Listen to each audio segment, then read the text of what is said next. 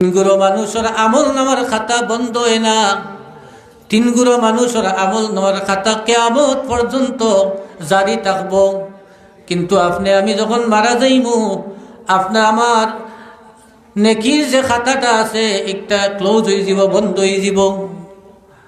আল্লাহর হাবিবে ফরমাইন, ইজা মাতাল ইনসানু ইনকাতা আনহু আমালুহু ইল্লা মিন সালাসা। তিন প্রকার মানুষ। কয় প্রকার? তিন প্রকার মানুষের আমল নামার খাতা বন্ধ হয় না। কিয়ামত পর্যন্ত এই তিন প্রকার মানুষের আমল নামার খাতা খোলা থাকব। আল্লাহর হাবিবে ফরমাইন, এই তিনগুলো মানুষ হইল ইল্লা মিন সাদাকাতিন জারিয়া, যারা দুনিয়ার জমিন ও সদকায়ে জারিয়া তৈয়া যাইব, এই মানুষটায় তার সদকায়ে জারিয়া তৈয়া যাওয়ার কারণে এই মানুষটা মারা যাওয়ার পরেও কিয়ামত পর্যন্ত তার কবরের মধ্যে এক ভাগ সওয়াব আল্লাহ ইরসানি করতে থাকবা। সুবহানাল্লাহ। ইল্লা মিন সাদাকাতিন জারিয়া, যে সদকায়ে জারিয়া কিতা? যদি আপনি এই যে একটা মাহফিল করা হইছে, প্রতি বছর যখন এই মাহফিলটা যারা আয়োজন করছেন, এই মাহফিলটা যখন চালু থাকবো, এই মাহফিলটা করতে যারা শ্রম দিছেন, টাকা দিছেন, টাকা দিয়া এই বালা খাসটা যখন জারি করিয়া আপনি মারা যাইবা, আপনি মারা যাওয়ার পরে এই খাজর সওয়াব আপনার কবরের মধ্যে যাইব। সুবহানাল্লাহ। আপনি সদকায়ে জারিয়া হিসাবে একটা মসজিদ অথবা মাদ্রাসা, আপনি একজন মানুষকে দান করছেন, আপনি দান খয়রাত করিয়া মসজিদও দান করছেন, মাদ্রাসার দান করছেন, অথবা একটা রাস্তা আপনি বানাইছেন, অথবা একজন মানুষ পার হইতে পারেন না, খালের মধ্যে আপনি একটা কালভার্ট দিছেন, ফুল দিছেন। এইভাবে মানুষের সেবামূলক কাজ যদি আপনি করিয়া তৈয়া যাইতে পারেন, তাইলে আপনার এই কাজটা আল্লাহর দরবারও সদকায়ে জারিয়া হিসাবে গণ্য হয়ে যাব। আর আপনি মারা যাওয়ার পরে কিয়ামত পর্যন্ত আপনার এই বালা কাজটা জারি থাকার কারণে, বালা কাজটা দুনিয়ায় তৈয়া যাওয়ার কারণে আপনার কবরের মধ্যে এক ভাগ সওয়াব আল্লাহ ইরসানি করতে থাকবা। ইলা বালা কাজ আমরা করিয়া তৈয়া যাইতাম, যেটা আখেরাতো আমরা কবরও গেলে গিয়েও এক ভাগ সওয়াব রেসানি করতে থাকবা।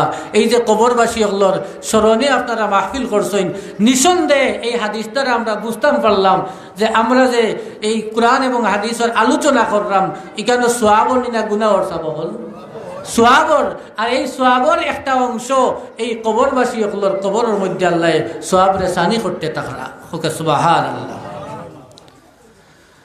দুই নম্বর গুলো মানুষ, আও ইলমিন ইউনতাফাউ বিহি,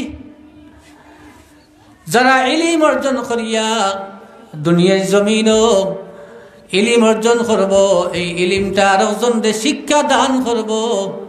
যখন শিক্ষা দান করিয়া আরেকজনকে শিক্ষা দিব, ছাত্র বানাইয়া তৈয়া যাইব। অর্থাৎ আমার উস্তাদে আমারে শিক্ষা দিছেন, আমি যখন ইলমটার চর্চা করিয়া আমি যখন আরো ছাত্র বানাইমু, আমার ছাত্রইনতে এইভাবে আরো শিক্ষা দান করিয়া ছাত্রইন দুনিয়ায় থইয়া যাইবা।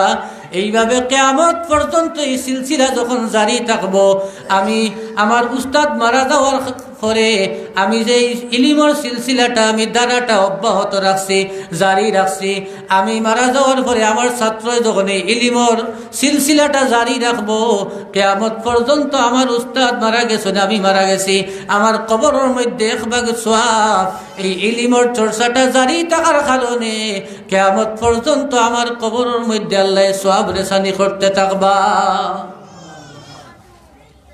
এই যে আমরা উস্তাদে আমরা ছাত্র বানাইছেন, আমরা যখন আরো ইলম শিক্ষা দিয়ে আরো ছাত্র তৈয়া যাইলাম, তাইলে এই সিলসিলাটা যখন কিয়ামত পর্যন্ত জারি থাকবো, তখন আমি মারা যাওয়ার পরে আমার ছাত্র এই ইলিমর চর্চাটা জারি রাখার কারণে আমি এক ভাগ সওয়াব পাইব, আমি জারি রাখার কারণে আমার উস্তাদে এক ভাগ সওয়াব পাইবা। এটা কিয়ামত পর্যন্ত এই দ্বারাটা অব্যাহত থাকবো। সুবহানাল্লাহ। প্যারে হাজিরিন, তিন নম্বর গুলা মানুষ, আও ওয়ালাদিন সালেহ, যারা নেককার আওলাদ দুনিয়ার জমিন তৈয়া যাইতে পারবা।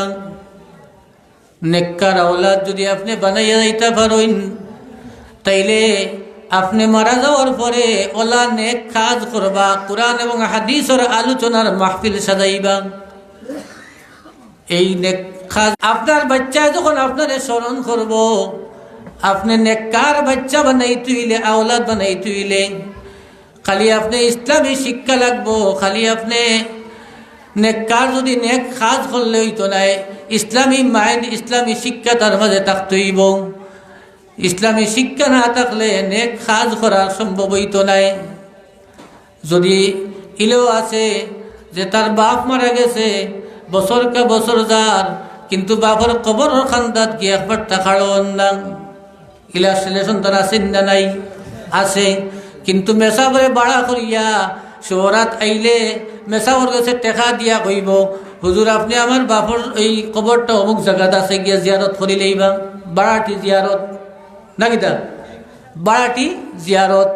আমি প্রায় সময় কই যে বাইরে তোমার টেকা দিয়া সব আমল টেকা দিয়া হয় না, কারণ আপনার বাবার কবরের খান্দাত গিয়া যখন আপনি খাড়ো হইবা, আপনি খাড়ইয়া যখন হাত তুলিয়া রব্বির হামহুমা কামা রব্বায়ানি সগীরা কইবা, এই কথা এই দোয়াটা করার পরে আল্লাহর হাবিবে ফরমান আপনার চকুর পানি নাকের আঘাত আওয়ার আগেই আল্লাহ পাক রব্বুল আলামিনে আপনার দোয়াটারে আল্লাহ কবুল করিয়া আপনার মাই বাবারে আল্লাহ মাফ করে দিলাইবা। নাকের আঘাত আইবার আগে চকুর পানি আপনার দোয়া আল্লাহ কবুল করবা। তাইলে চিন্তা করুকা।